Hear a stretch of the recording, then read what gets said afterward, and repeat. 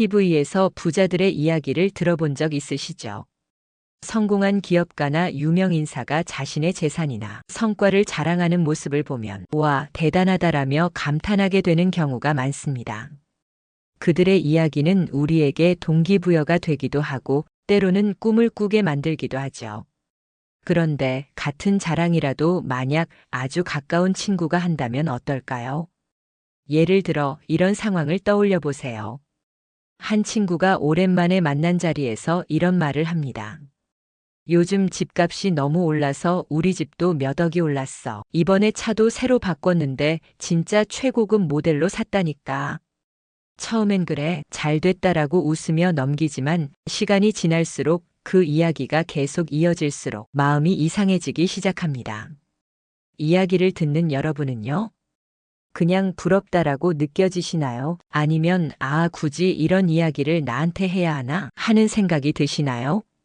가까운 사람의 자랑은 때로는 불편함을 넘어 상처로 다가오기도 합니다. 특히 내가 그와 비슷한 상황에 있지 못하거나 현재 힘든 일을 겪고 있다면 더더욱 그렇죠. 그럴 땐 왜 굳이 나한테 이런 말을 하지? 하는 의문이 들면서 마음이 무거워질 수 있습니다. 사실 자랑이라는 건 누구에게나 하고 싶은 마음이 있을 수 있습니다. 내가 이룬 성과나 얻은 것을 다른 사람과 나누고 싶은 마음은 자연스러운 감정이죠. 하지만 이 자랑이 언제, 누구에게, 어떻게 전달되느냐에 따라 그 의미가 완전히 달라질 수 있습니다. 그래서 오늘은 가까운 사이일수록 절대 자랑하지 말아야 할 5가지를 이야기해 보려고 합니다. 우리가 무심코 던진 말이 상대방의 마음을 불편하게 하거나 관계에 금이 가게 만드는 일이 없도록 오늘의 이야기가 작은 지침이 되었으면 좋겠습니다. 자, 그럼 이제부터 본격적으로 알아볼까요? 어떤 자랑이 우리 관계를 어긋나게 만들 수 있는지, 그리고 어떻게 더 지혜롭게 대화할 수 있을지 함께 생각해 보겠습니다. 첫 번째는 자녀 자랑에 대한 이야기입니다. 이건 부모라면 누구나 빠지기 쉬운 함정이기도 한데요. 부모 입장에서 자식이 잘된 이야기를 나누고 싶어지는 건 자연스러운 일이죠. 하지만 이런 자랑이 때로는 상대방의 마음을 불편하게 만들고 관계에 거리를 두게 하는 요인이 될 수 있습니다. 실제로 자녀 자랑 때문에 관계가 소원해진 경우를 종종 볼 수 있는데요. 오늘은 김영애 씨의 이야기를 들어볼까요? 김영애 씨는 65세로 평생을 바느질 일로 생계를 이어오셨습니다. 열심히 노력해 2자녀를 모두 대학에 보냈고 큰딸은 교사로 아들은 대기업에서 일하고 있습니다. 영애 씨는 자식 이야기를 할 때마다 뿌듯함을 감추지 못합니다. 그런데 최근 동창 모임에서 한 사건이 있었습니다. 오랜만에 만난 자리에서 영희 씨는 자연스럽게 자녀 이야기를 꺼냈습니다.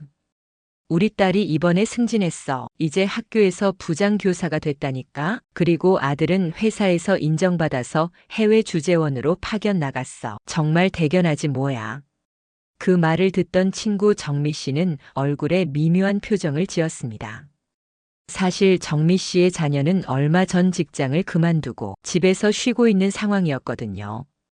대화가 이어질수록 정미 씨는 점점 말을 아끼기 시작했고 모임 후에는 이런 말을 남겼습니다.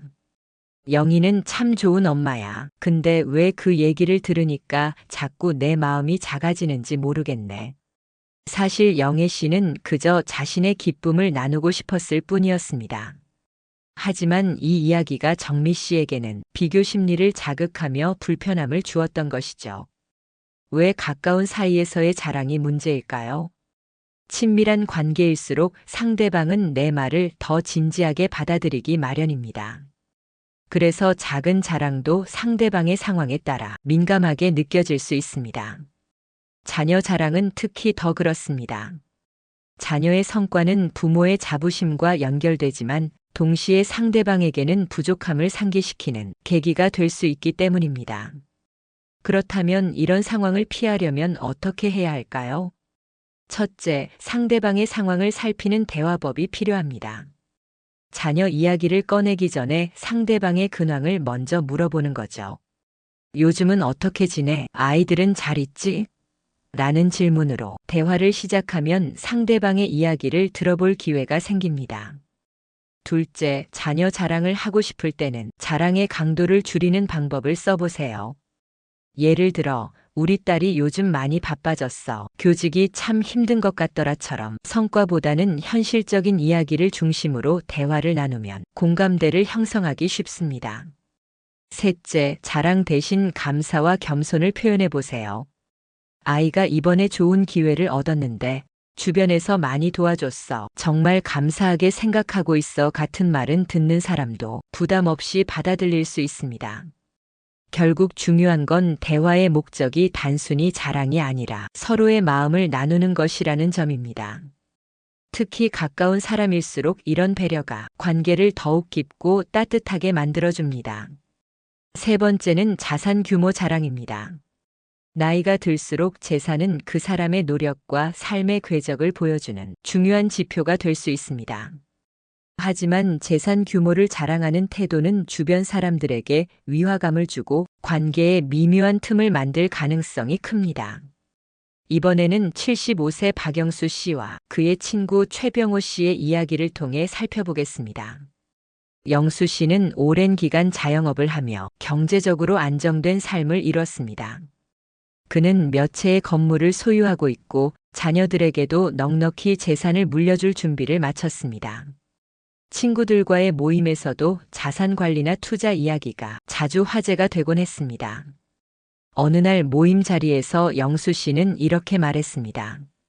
이번에 강남 쪽에 새로 나온 상가를 하나 계약했어. 거기 새 들어있는 가게들이 다 잘 돼서 매달 수익도 괜찮고 내가 이런 안목은 좀 있지 않나 싶어. 너희도 괜찮은 물건 있으면 나한테 한번 물어봐. 내가 도와줄게.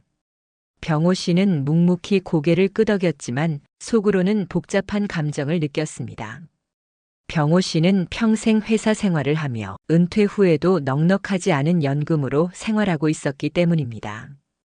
영수 씨의 이야기가 병호 씨에게는 마치 넌 왜 이런 기회를 잡지 못했니? 라는 간접적인 평가처럼 들렸던 거죠.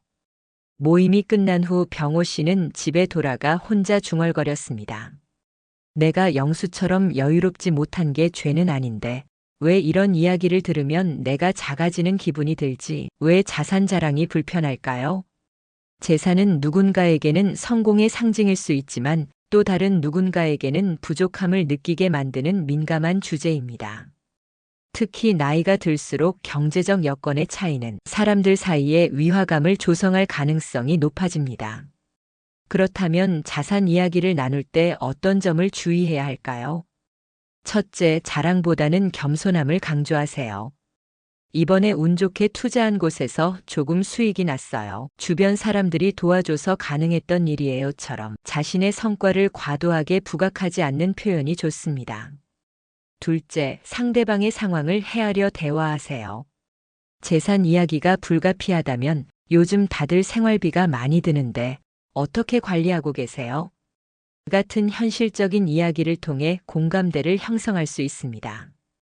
셋째, 상대방의 이야기를 먼저 들어보세요. 최근에 어떤 좋은 기회를 발견하셨나요? 처럼 상대방의 의견을 먼저 묻는 대화는 자산 규모 자랑이라는 오해를 피할 수 있습니다. 대화는 상대방의 마음을 이해하고 연결하는 도구입니다.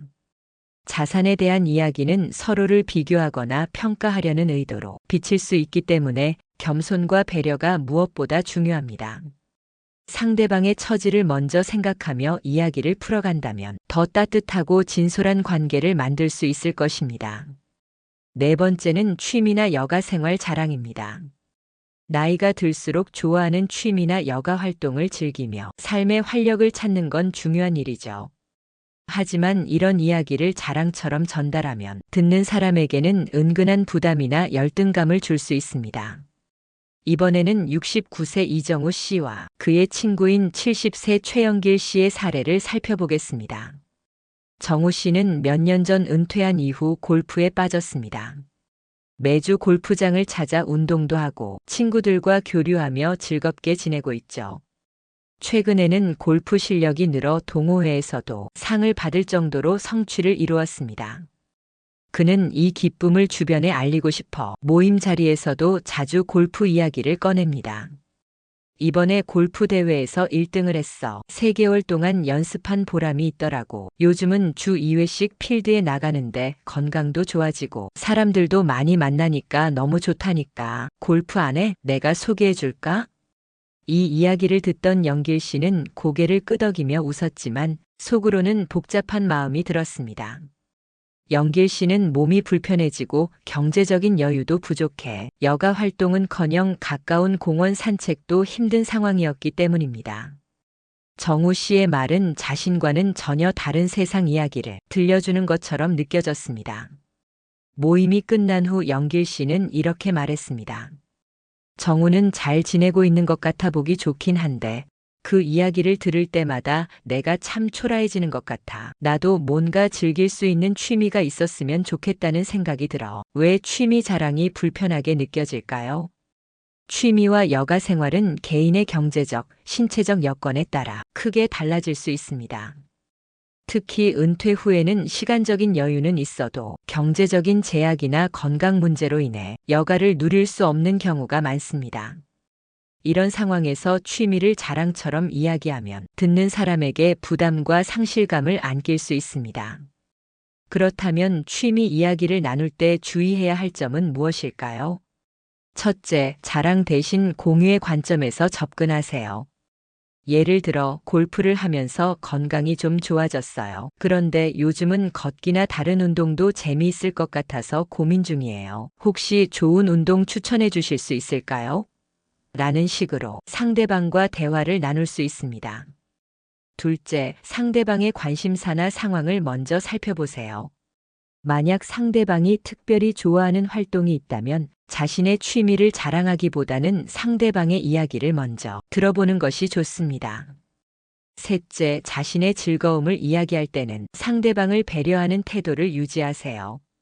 운이 좋게 골프를 배우게 됐는데 정말 즐겁더라고요.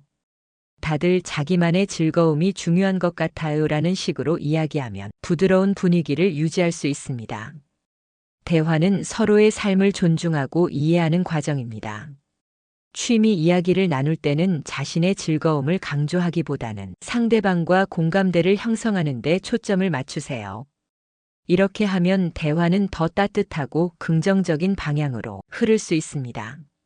마지막 주제로 넘어가 보겠습니다. 마지막으로 과거의 영광 자랑입니다. 누구나 한때 빛났던 순간이 있습니다. 성공적인 사업, 높은 성과, 칭찬받던 시절 등 과거의 좋은 기억은 소중하지만 이를 반복적으로 이야기하면 주변 사람들에게는 피로감을 줄 수 있습니다. 이번에는 72세 이명환 씨와 그의 친구들 이야기를 예로 들어볼까요? 명환 씨는 30년 동안 사업을 운영하며 한때 지역에서 꽤 성공한 사업가로 이름을 날렸습니다. 특히 50대에는 지역 신문에 인터뷰까지 실리며 모두가 부러워하는 위치에 있었습니다. 하지만 명환 씨는 몇 년 전 은퇴한 이후에도 모임에서 늘 과거의 영광을 떠올리며 자랑하곤 했습니다.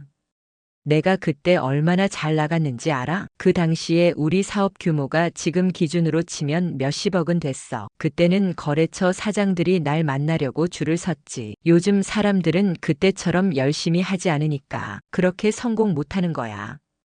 명환 씨의 이야기를 들은 친구들은 처음에는 신기해하며 축하했지만 시간이 지날수록 명환 씨의 이야기가 점점 부담스럽게 느껴졌습니다. 특히 같은 모임에 있던 68세 김정호 씨는 마음이 불편했습니다.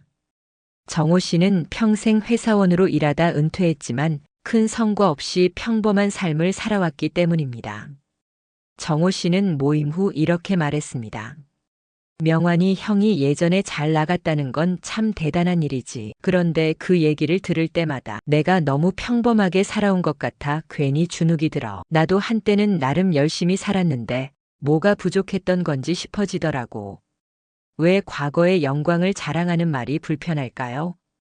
과거의 성공은 현재의 자신을 설명해주는 중요한 요소일 수 있지만 다른 사람들에게는 비교와 자책을 불러일으킬 수 있습니다. 특히 나이가 들어서는 현재의 삶이 더 중요하게 여겨지는데 과거에 머물러 있는 이야기는 듣는 사람들에게 나는 지금의 나로는 부족하다는 느낌을 줄 수 있습니다. 그렇다면 과거 이야기를 어떻게 나누는 것이 좋을까요? 첫째, 회상보다는 현재에 초점을 맞추세요. 예를 들어 예전에 사업을 하며 참 재미있게 살았는데 지금은 소소하게 텃밭 가꾸면서 행복을 찾고 있어요. 라는 식으로 대화하면 훨씬 따뜻한 분위기를 만들 수 있습니다. 둘째, 과거 이야기를 나누더라도 교훈과 배려를 담아 표현하세요.